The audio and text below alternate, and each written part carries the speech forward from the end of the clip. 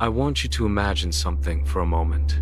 You've been working toward a dream. Maybe it's financial freedom, maybe it's a healthier body, maybe it's love.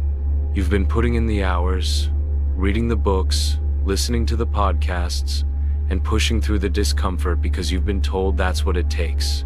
And if you're like most people, you probably believe that breakthrough will come only after enough grind, enough inner work, enough time spent in the trenches.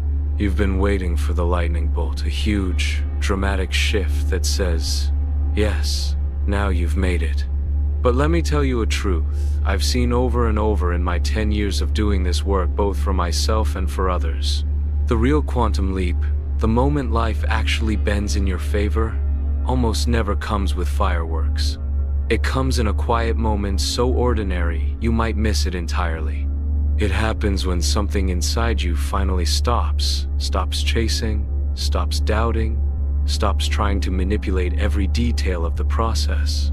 That's when the field responds. Let's talk about the field for a moment.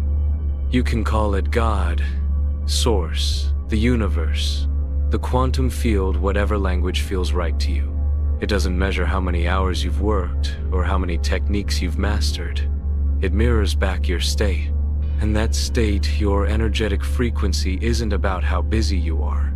It's about how aligned you are. The problem is, we live in a culture, especially in America, that glorifies struggle. If something comes easily, we question it. If it's simple, we don't trust it. Look at how we treat work. The person who stays at the office until midnight is called dedicated. The one who gets the same results by noon is accused of slacking. I remember a client of mine, let's call her Sarah, who came to me after years of spiritual practice. She had vision boards, affirmations taped to her mirror, crystals on every shelf, but she was exhausted. She told me, "I'm doing everything right, so why isn't it working?" The truth was, she was overcomplicating the process. Her ego had built an identity around trying. She felt unsafe if things were too simple, because then she'd have to face the question, if it's this easy, why did I suffer for so long? That's the ego's trap, convincing you that drama equals meaning. But the quantum field doesn't care about your drama. It cares about your clarity. And clarity is found in simplicity. When Sarah finally let go of all the spiritual to-do lists and allowed herself to simply be in the frequency of what she wanted, things shifted almost instantly. Within weeks, opportunities that had been stuck for months began to flow, not because she earned it, but because she stopped sending out a mixed signal. And that's what I want you to hear right now. The shift you're waiting for isn't hard. It's just unfamiliar. In the next section, I'll show you exactly why most people unconsciously block their own frequency and how to start cleaning your signal so the universe can finally hear you. Let me tell you something I wish I'd understood years earlier. The quantum field doesn't respond to what you say you want. It responds to what you actually are when nobody's watching. Think about it. If you're telling the universe, "I'm ready for abundance," but deep down you're still holding the emotional signature of scarcity, checking your bank account 10 times a day, worrying about every dollar, what signal is really being sent? It's not abundance. It's, "I don't have enough." It's like trying to tune into a radio station but being just a fraction off the frequency. All you hear is static. And that static? It's made up of unconscious patterns, blind spots that you're too close to see. I've worked with CEOs, artists, teachers, even professional athletes. And do you know what they all had in common? Every single one had a default frequency running in the background, a subtle emotional climate that shaped everything. For some, it was quiet anxiety. For others, a constant need to prove themselves. For me, in my early years, it was the unspoken belief that good things always had to be earned the hard way. You might think you're focused on your goal, but if your nervous system is still wired to survival, the field will mirror survival back to you. So how do you clean that signal? First, self-awareness, but not the kind where you journal about how you felt yesterday. I mean moment-to-moment awareness. The kind where you notice, in real time, oh, I'm about to react from fear. And instead of jumping into the old pattern, you take a breath and hold still.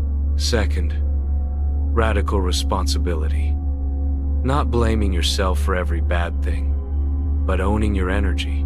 If something in your life keeps repeating, ask, what is my frequency broadcasting that makes this normal?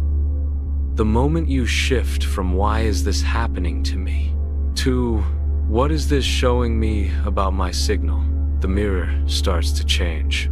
Third, accountability states. This is huge. Most people wait for life to validate their inner state. I'll feel secure when the money's here. I'll feel loved when the partner shows up. Quantum shifters flip it, they hold the state first. Even when there's no evidence. Even when it feels ridiculous. Finally, detachment from perception. Stop labeling every moment as good or bad, success or failure. Some of the most life-changing breakthroughs I've had came disguised as total breakdowns. Looking back, those were the moments my old frequency was collapsing. This work is subtle. It's not about trying harder. It's about tuning clearer. And when you tune clearer, life can finally match you. There's a strange in-between space that almost everyone misreads. And I've seen more people quit here than anywhere else.